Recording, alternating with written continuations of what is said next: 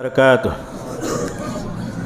نحمدہ ونصلی علی رسولہ الکریم اما بعد اعوذ باللہ من الشیطان الرجیم بسم اللہ الرحمن الرحیم وآتوہن اجورہن فریضہ۔ آج کی تلاوت میں 5واں پارہ والمحصنات، جس میں سورہ نساء کی 120 پر 4 آیتیں تلاوت کی گئی۔ اللہ تعالیٰ سے دعا ہے کہ آج کی تلاوت کو اس کے سننے کو قبول فرمائے، ہمارے گناہوں کو معاف فرمائے۔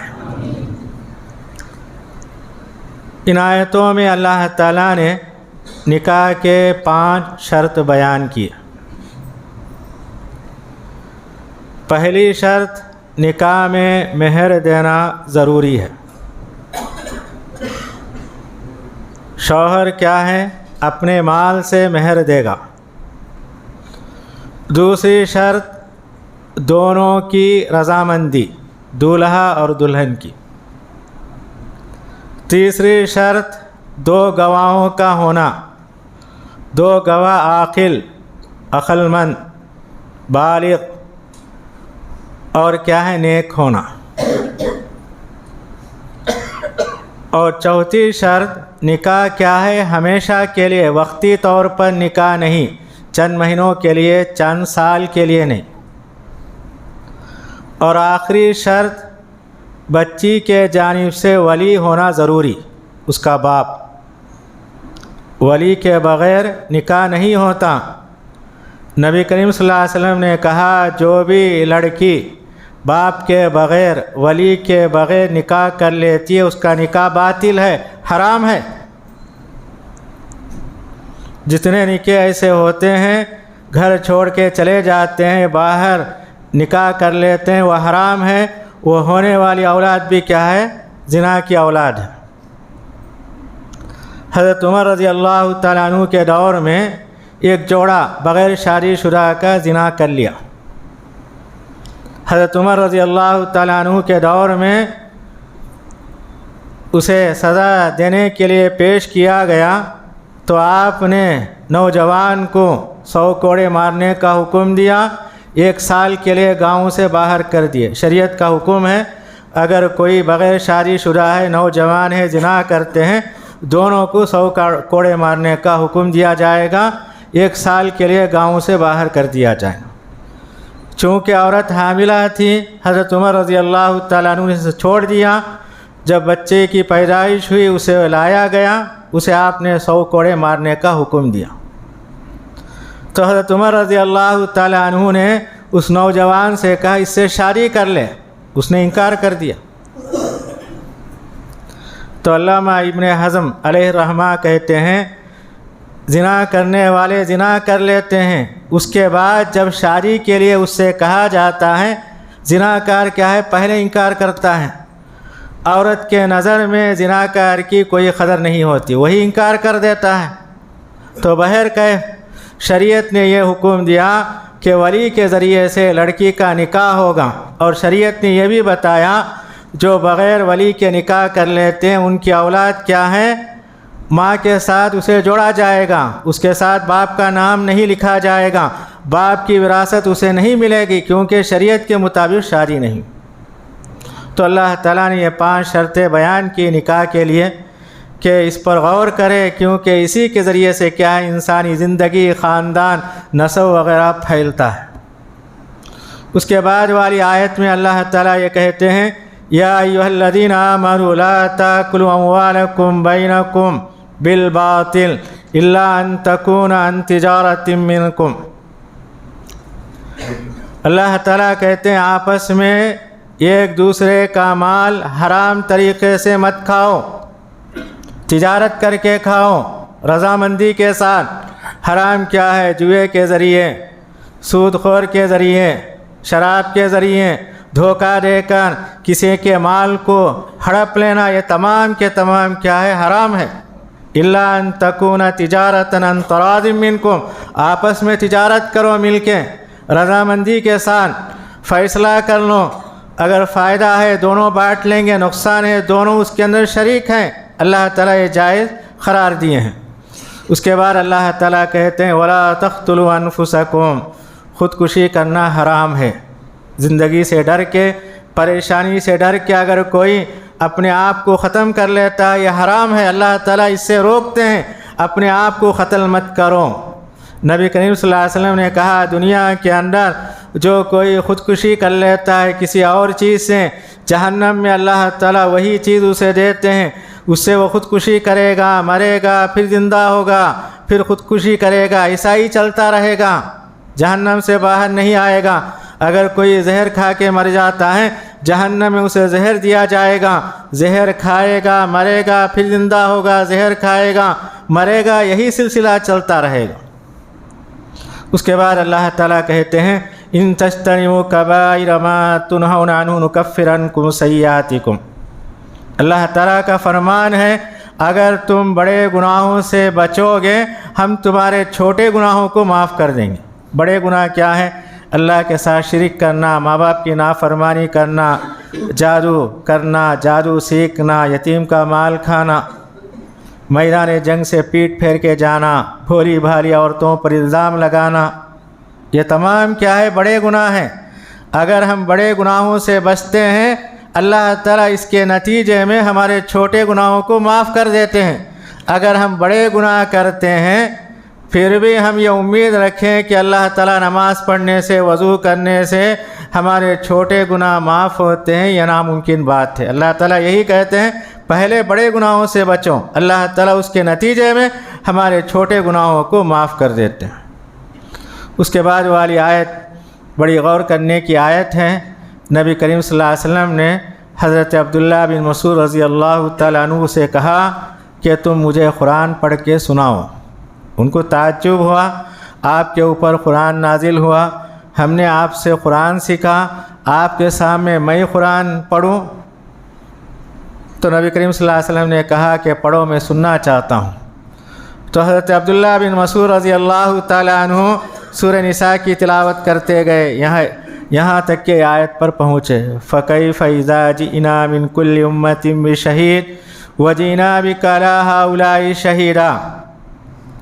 اس آیت پر وہ پہنچے، نبی کریم صلی اللہ علیہ وسلم رونے لگے، آپ کی آنکھوں سے آنسو جاری ہو گئے۔ عبداللہ بن مسعود رضی اللہ تعالیٰ عنہ نے چہرہ اٹھا کے دیکھا کہ آپ رو رہے ہیں، تو اس آیت کے اندر بتایا گیا کہ قیامت کے دن اللہ تعالیٰ تمام پیغمبروں کو ان کے قوم کے سامنے کھڑا کرے گا۔ اللہ تعالیٰ ہر قوم سے پوچھے گا کیا یہ تمہارے پاس آئے، میرے پیغام کو تم تک پہنچایا؟ ساری قوم انکار کر دے گی، ہمارے پاس انہوں آئے نہیں، آپ کا کلام پیغام ہم تک نہیں پہنچائے۔ سارے پیغمبر پریشان ہو جائیں گے۔ تو اس وقت اللہ تعالیٰ پیغمبروں سے پوچھیں گے تمہارا کوئی گواہ ہے؟ سارے پیغمبر کہیں گے محمد صلی اللہ علیہ وسلم کی امت ہمارے حق میں گواہی دیں گے۔ اللہ تعالیٰ ہم کو لائے گا، اللہ تعالیٰ ہم سے پوچھے گا یہ پیغمبر ہے، یہ ان کی امتیں ہیں، ان کی امت کیا ہے؟ کہتی ہے یہ ان کے پاس آئے نہیں، میرا پیغام نہیں پہنچائے، کیا صحیح ہے؟ ہم کہیں گے یہ جھوٹے ہیں، یہ سارے پیغمبر ان کے پاس آئے، آپ کے پیغام کو اور آپ کے کلام کو انہوں نے ان تک پہنچایا۔ اللہ تعالیٰ ہم سے پوچھیں گے تم کیسے کہتے ہو، تم کو کیسے معلوم؟ ہم کہیں گے نبی کریم صلی اللہ علیہ وسلم نے ہم کو بتایا۔ اس آیت کے اندر یہی بتایا گیا اس وقت کا عالم کیا ہوگا۔ ہر قوم کا پیغمبر کھڑا ہوگا اور آپ کیا ہے تمام کے اوپر گواہ بن کے لوگوں کے سامنے پیش ہوں گے۔ اس منظر کو دیکھ کر نبی کریم صلی اللہ علیہ وسلم کی آنکھوں سے آنسو جاری ہو۔ اس کے بعد والی آیتوں میں اللہ تعالیٰ نے یہ بتایا مرد کیا ہیں؟ عورتوں کے ذمہ دار ہیں۔ شوہر کیا ہے؟ گھر کا ذمہ دار ہے۔ کیوں؟ اللہ تعالیٰ اسے طاقتور بنایا، کمانے کا ذریعہ اسے سکھایا، عقل کے اعتبار سے، جسمانی اعتبار سے طاقتور ہے۔ تو اللہ تعالیٰ عورتوں کے تعلق سے کہتے ہیں اگر آپس میں کچھ جھگڑا ہو جاتا ہے تو شوہر کیا کرے؟ پہلے نصیحت کرے۔ اگر نصیحت سے کام نہیں چلتا تو اللہ تعالیٰ کہتے ہیں بستروں کو الگ کر دیں، اور اس کے بعد اللہ تعالیٰ کہتے ہیں تب بھی کوئی فائدہ نہیں ہے، ان کو مارا جائے گا بغیر زور زبردستی کے، ایسا ماں جس کے اندر یعنی زور پن نہ ہو، ظالمہ انداز نہ ہو۔ اس کے بعد بھی بات نہیں بنتی ہے تو اللہ تعالیٰ کہتے ہیں ان میں سے ایک حکم انصاف کرنے والا اور شوہر کے جانب سے ایک آدمی حکم، دونوں بیٹھ کر سمجھائیں گے۔ اگر دونوں کے ذریعے سے بات نہیں بنتی ہے تو اللہ تعالیٰ کہتے ہیں دونوں کو الگ کر دیا جائے گا۔ اور اللہ تعالیٰ دونوں کے تعلق سے یہ کہتے ہیں یغنی اللہ کلا من سعتہ، دونوں کو ڈرنے کی بات نہیں، طلاق ہو گیا یا خلا ہو گیا، اللہ تعالیٰ دونوں کو اس سے بہتر جوڑا عطا کرے گا۔ اللہ پر ایمان ہو، یقین ہو کہ دونوں کی زندگی بننا، آپس میں رہنا مشکل ہے، اللہ پہ بھروسہ کر کے دونوں حکم فیصلہ کر دیں گے، جدا کر دیں گے۔ اور اللہ تعالیٰ کہتے ہیں اس کے بعد اللہ تعالیٰ شوہر کو اس سے اچھی بیوی عطا کرے گا اور بیوی کو اس سے بہتر شوہر عطا کرے گا، جبکہ اللہ پر یقین ہو۔ اس کے بعد کی آیتوں میں اللہ تعالیٰ نے یہ بتایا، شراب کی حرمت کے تعلق سے پہلی آیت سورہ بقرہ میں نازل ہوئی، کیونکہ شراب کے عادی تھے عرب والے، ایک دم ان کو شراب سے روکنا ناممکن تھا۔ سورہ بقرہ میں بتایا گیا شراب کے اندر فائدہ بھی ہے، نقصان ہے، مگر فائدہ سے زیادہ نقصان ہے۔ سورہ نساء کے اندر اللہ تعالیٰ کہتے ہیں کہ تم شراب پی کر نماز کے قریب مت آؤ، نماز سے پہلے نماز کے بعد شراب پی سکتے، ان کو روکنے کے لیے یہ حکم دیا گیا۔ تو صحابہ جو پینے کے عادی تھے نماز کے وقت شراب کو پینا چھوڑ دیتے تھے، نماز کے بعد پیا کرتے تھے۔ یہ کوئی حکم نہیں ہے بلکہ روکنے کے لیے اللہ تعالیٰ نے یہ آیت نازل کی۔ اس کے بعد اللہ تعالیٰ نے تیمم کا ذکر کیا، اگر پانی نہیں ملتا ہے وضو کے لیے، غسل کرنے کے لیے ایک تیمم کا طریقہ بتایا گیا۔ پاک مٹی سامنے ہونا چاہیے، دل میں نیت کر لینا اور بسم اللہ کہنا، اور اس کا طریقہ نبی کریم صلی اللہ علیہ وسلم نے بتایا، پاک مٹی پر ایسا 2 ہاتھ ماریں گے، اٹھائیں گے اور پھونکیں گے اور چہرے کو اور دونوں ہاتھوں کے کلائیوں پر پھیر لیں گے۔ یہی کیا ہے؟ تیمم ہے۔ اور یہ تیمم کیا ہے؟ وضو کا اور غسل کا بدل ہے۔ اس کے بعد اللہ تعالیٰ نے یہ حکم دیا ہمارے پاس جو بھی امانتیں ہیں اس کی پوری نگرانی کریں۔ ایک آدمی ہم پہ بھروسہ کر کے امانت ہمارے پاس لا کے رکھا ہے، اس کے اندر خیانت نہیں کرنا چاہیے، اس کی حفاظت کرنا چاہیے۔ اگر ہم حفاظت نہیں کرتے ہیں تو واپس کر دینا چاہیے۔ اس آیت کے تعلق سے حدیث میں آتا ہے نبی کریم صلی اللہ علیہ وسلم جب مکے میں تھے تو اس وقت مکے کا جو ذمہ دار تھا، کعبۃ اللہ کی چابی جس کے ہاتھ میں تھی، عثمان بن طلحہ، وہ مسلمان نہیں ہوئے تھے۔ نبی کریم صلی اللہ علیہ وسلم نے اسے کعبے کی چابی مانگی، اندر داخل ہونے کے لیے، نماز پڑھنے کے لیے، اس نے انکار کر دیا۔ نبی کریم صلی اللہ علیہ وسلم مدینہ گئے، فتح مکہ کے موقع پر آپ آئے تو وہ کعبے کی چابی آپ کے ہاتھ میں تھی۔ کئی لوگوں نے مطالبہ کیا وہ چابی ہمارے حوالے کر دیں، مگر نبی کریم صلی اللہ علیہ وسلم نے عثمان بن طلحہ کو بلاتے ہیں اور یہ کہتے ہیں یہ امانت ہے، آج صدق اور وفا کا دن ہے، یہ چیز میں تمہارے حوالے کرتا ہوں۔ نبی کریم صلی اللہ علیہ وسلم نے کہا یہ چیز کیا ہے؟ یہ چابی تمہارے خاندان میں ہمیشہ رہے گی۔ تو ہم دیکھتے ہیں آج تک وہی چابی ان کے خاندان کے اندر قائم اور دائم ہے۔ تو اس آیت کے اندر اللہ تعالیٰ یہی کہتے ہیں جو بھی امانتیں ہمارے پاس ہیں اس کی حفاظت کرے، وقت آنے پر ان کے حوالے کر دیں۔ اس کے بعد اللہ تعالیٰ نے یہ بتایا دنیا کے اندر جو بھی اللہ اس کے رسول کی اطاعت کرتا ہے جنت میں انہی لوگوں کے ساتھ ہوگا۔ ایک صحابی آتے ہیں، وہ کہتے ہیں میں جب آپ کی مجلس میں ہوتا ہوں آپ کو دیکھتا ہوں، جب میں گھر جاتا ہوں آپ سے محبت ہوتی ہے، میرے دل میں خیال ہوتا ہے کہ نبی کریم صلی اللہ علیہ وسلم کو دیکھ لوں، دوڑ کے آتا ہوں، دیکھ لیتا ہوں۔ پھر وہی صحابی کہتے ہیں آپ جنت میں اونچے مقام پر رہیں گے، میں نیچے جگہ ہوں گا، آپ کو دیکھنا کیسا ہوگا؟ تو نبی کریم صلی اللہ علیہ وسلم خاموش ہو گئے۔ تو اللہ تعالیٰ نے یہ آیت نازل کی وَمَن يُطِعِ اللَّهَ وَالرَّسُولَ، دنیا کے اندر جو اللہ اور اس کے رسول کی اطاعت کرے گا تو اللہ تعالیٰ جنت میں اسے نبیوں کے ساتھ رکھیں گے، صدیقوں کے ساتھ رکھیں گے، شہیدوں کے ساتھ اس کا درجہ ہوگا، نیک لوگوں کے ساتھ ہوگا۔ دنیا میں جیسی محبت ہوگی جنت میں انہی لوگوں کے ساتھ ہوگا۔ اگر نبی سے ہماری محبت ہے، نبی کی تعلیمات پر ہم اگر عمل کرتے ہیں، انشاءاللہ ضرور ہم نبیوں کے ساتھ ہوں گے۔ ایک صحابی آتے ہیں، وہ نبی کریم صلی اللہ علیہ وسلم سے پوچھتے ہیں قیامت کب ہے؟ تو نبی کریم صلی اللہ علیہ وسلم نے پوچھا تم نے کیا تیاری کی؟ انہوں نے کہا میرے پاس زیادہ نمازیں نہیں ہیں، زکوٰۃ نہیں ہے، صدقہ و خیرات نہیں ہے، میں اللہ اور اس کے رسول سے محبت کرتا ہوں۔ تو نبی کریم صلی اللہ علیہ وسلم نے کہا جا تو انہی لوگوں کے ساتھ ہوگا جس کے ساتھ تیری محبت ہوگی۔ ایک صحابی تھے مالک بن ربیعہ، وہ نبی کریم صلی اللہ علیہ وسلم کی خدمت کیا کرتے تھے۔ نبی کریم صلی اللہ علیہ وسلم نے کہا کچھ مجھ سے مانگو، دعا کروانا چاہتے ہو کروا لو، میں تمہارے لیے دعا کروں گا۔ انہوں نے کہا میری دعا یہ ہے جنت میں آپ کے ساتھ رہنا چاہتا ہوں۔ انہوں نے کہا یہ سوال چھوڑ دو، دوسرا سوال کرو۔ انہوں نے کہا یہی سوال میں آپ سے کرنا چاہتا ہوں۔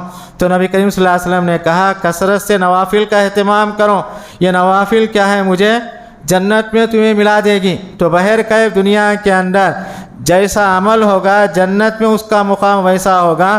اگر نبیوں کے ساتھ رہنا چاہتا ہے تو نبیوں کی تعلیمات پر عمل کریں تو اللہ تعالیٰ ضرور کیا ہے وہ مقام عطا کریں گے۔ اس کے بعد اللہ تعالیٰ نے یہ بتایا دنیا کے اندر جو بھی خبریں ہمارے سامنے آتی ہیں پہلے اس سے جانچ کر لیں یہ صحیح ہے یا غلط۔ اگر معلوم نہیں ہوتا ہے جو پڑھے لکھے ہوئے ہیں عقل مند ہیں ان کے پاس یہ خبر پہنچائیں یہ خبر ہم کو پہنچی ہے صحیح ہے یا غلط۔ مدینے کے اندر کیا تھا کمزور مسلمان کو جو بھی بات پہنچتی اسے پھیلا دیتے۔ تو اللہ تعالیٰ نے کہا تمہارے درمیان اللہ کے پیغمبر ہیں، وہ بات سنتے ہی ان کے پاس جانا اور ان کو بتانا ہم نے یہ بات سنی ہے، اللہ کے پیغمبر تم کو بتائیں گے یہ صحیح کیا ہے غلط کیا ہے۔ اسی سورہ کے اندر اللہ تعالیٰ نے یہ بتایا موت کیا ہے برحق ہے، موت کسی کو چھوڑنے والی نہیں۔ وَلَوْ كُنْتُمْ فِي بُرُوجٍ مُشَيَّدَةٍ تم مضبوط قلعے کے اندر مضبوط گھروں کے اندر کیوں نہ ہو موت کیا ہے تمہیں پکڑ لے گی۔ موت سے کسی کو چھٹکارا نہیں۔ دنیا میں تمام پیغمبر آئے سب زندگی گزارے وقت آ گیا دنیا سے چلے گئے سوائے اللہ کی ذات جو ہمیشہ رہنے والی ہے۔ اس کے بعد اللہ تعالیٰ نے یہ حکم دیا آپس میں ہم سلام کرتے ہیں سلام کا جواب اچھے انداز سے دینا چاہیے۔ اگر کوئی السلام علیکم کہتا ہے تو نبی کریم صلی اللہ علیہ وسلم نے کہا وعلیکم السلام ورحمۃ اللہ وبرکاتہ۔ السلام علیکم کہنے سے 10 نیکیاں، ورحمۃ اللہ کہنے سے 20، وبرکاتہ کہنے سے 30 نیکیاں۔ اگر کوئی السلام علیکم کہتا ہے وہ 10 نیکیاں کما لیا، اس کے جواب میں آپ 20 دو 30 دو یہ بہتر ہے۔ تو اللہ تعالیٰ یہی کہتے ہیں سلام کا جواب کیا اچھے انداز سے تم لوگوں سے دیا کرو۔ اس کے بعد اللہ تعالیٰ نے میدان جنگ کا ماحول کیسا ہوتا ہے اس لحاظ سے نماز ادا کی چاہیے، نماز کسی کو معاف نہیں ہے۔ میدان جنگ کے اندر بھی نماز کی پابندی کرنا ہے۔ کئی حدیثوں کے اندر نبی کریم صلی اللہ علیہ وسلم نے یعنی فوج کو 2 ٹکڑی آپ نے کی، 2 اسے گروپ بنائے، ایک گروپ کو آپ نے 2 رکعت پڑھائی، آپ کی 4 رکعت ہوئی، ایک گروپ کو آپ نے 2 رکعت پڑھائی۔ ایک حدیث میں بتایا گیا کہ نبی کریم صلی اللہ علیہ وسلم نے ایک گروپ کو 1 رکعت پڑھائی۔ بہرکیف جیسا موقع ہوگا کمانڈر کیا ہے نماز کی امامت کرے گا۔ اگر نماز پڑھنے کا موقع نہیں ہے سواری پر اشارے کے ذریعے نماز ادا کی جائے گی، نماز کسی کو معاف نہیں ہے۔ اگر جنگ شروع ہو گئی اس میں کیا ہے اشارے سے سواری پر نماز پڑھنا نہیں ہے، جنگ ختم ہونے کے بعد نماز ادا کی جائے گی۔ یہ سارے حالات جنگی ہیں، احادیث کے اندر تفصیل کے ساتھ بتایا گیا۔ اس کے بعد اللہ تعالیٰ یہ کہتے ہیں کہ اگر ہم انصاف کرنے کے لیے بیٹھتے ہیں انصاف کرنا چاہیے۔ سامنے جو آدمی کھڑا ہے فقیر ہے مالدار ہے میرا رشتہ دار ہے اسے مت دیکھو، کیونکہ تمہارے ساتھ اللہ ہے، اللہ تمہاری مدد کرے گا۔ تو اللہ تعالیٰ یہی کہتے ہیں کہ انصاف کرتے ہوئے تم یہ خیال مت کرو یہ میرے رشتہ دار ہے، یہ غریب ہے، یہ فقیر ہے، یہ مالدار ہے، فاللہ اولیٰ بہما، اللہ کیا ان سے بہتر ہے۔ فلا تتبعوا الہویٰ ان تعدلوا، انصاف کرتے ہوئے خواہشات کی پیروی مت کرو، جو بات صحیح ہے اسی کے مطابق فیصلہ کرو۔ اللہ تعالیٰ نے داؤد علیہ السلام کو دنیا کی حکومت عطا کی، اللہ تعالیٰ نے ان سے کہا جب تم لوگوں کے درمیان فیصلہ کرو انصاف کے ساتھ فیصلہ کرو۔ تو انصاف کیا ہے؟ یہ بہت بڑا لوگوں کے درمیان وزن پیدا کرنے والا، لوگوں کے حق کو دلانے والا انصاف ہے۔ اس لیے نبی کریم صلی اللہ علیہ وسلم نے کہا قیامت کے دن اللہ کے عرش کے سائے کے علاوہ کوئی سایہ نہیں ہوگا، اس کے اندر انصاف کرنے والا بادشاہ بھی ہوگا۔ اور پارے کے آخر میں اللہ تعالیٰ نے منافقوں کا ذکر کرتے ہوئے کہا جب وہ نماز کو آتے ہیں سستی کے ساتھ آتے ہیں۔ نماز کیا ہے؟ سستی سے ادا کرتے ہیں، کھڑے ہوتے ہیں سستی سے کھڑے ہوتے ہیں، رکوع کیا ہے؟ سستی کا ہوتا ہے، سجدہ سستی کا ہوتا ہے، سلام پھیرنے میں جلدی ہوتی ہے۔ اور کیا ہے؟ وہ کیوں آتے ہیں؟ لوگوں کو دکھانے کے لیے۔ اگر ہم مسجد کو نہیں آئے لوگ کیا کہیں گے؟ تو منافقین کیا ہے؟ دکھاوے کے لیے سستی کے ساتھ نماز ادا کرتے ہیں اور نماز کے لیے کھڑتے ہیں، ان کی زبان میں اللہ کا ذکر بھی نہیں ہوتا، خالی جسم کھڑے ہوئے ہوتے ہیں۔ پھر اللہ تعالیٰ نے بتایا منافقین کو اللہ تعالیٰ جہنم کے سب سے نچلے حصے میں داخل کریں گے۔ جہنم کا سب سے آخری حصہ منافقوں کے لیے ہوگا۔ منافق کسے کہتے ہیں؟ جس کا ظاہر الگ باطن الگ۔ اللہ کے نزدیک کیا ہے؟ عمل کی قدر ہے، کسی نام کی، کسی خاندان کی، قبیلے کی قدر نہیں ہے۔ منافقوں کا سردار جس کا نام عبداللہ تھا، عبداللہ کے معنی اللہ کا بندہ، عبداللہ بن ابی، وہ کیا ہے؟ جہنم کے سب سے نچلے حصے میں جائے گا۔ تو معلوم ہوا اللہ کے نزدیک عمل کی قدر ہے، کسی کے نام کی، خاندان کی خبر نہیں ہے۔ اور آخر میں اللہ تعالیٰ کہتے ہیں اللہ تعالیٰ بندوں کو عذاب دینے کا کوئی حق نہیں ہے۔ اللہ تعالیٰ تم کو عذاب دے کر کیا کرے گا؟ اگر تم ایمان لاؤ گے، شکریہ ادا کرو گے، اللہ تعالیٰ کو عذاب دینے کی ضرورت نہیں پڑتی۔ تم نافرمان ہو جاتے ہو، اللہ کی ناشکری کرتے ہو، تبھی اللہ تعالیٰ تم کو عذاب دیتے ہیں۔ تو بہرکیف آج کی تلاوت کے اندر یہ چند اہم باتیں ہمارے سامنے آئیں۔ اللہ سے دعا ہے کہ اللہ تعالیٰ ہم تمام کو قرآن پڑھنے، سمجھنے، اس کی تعلیمات پر عمل کرنے کی توفیق عنایت فرمائے۔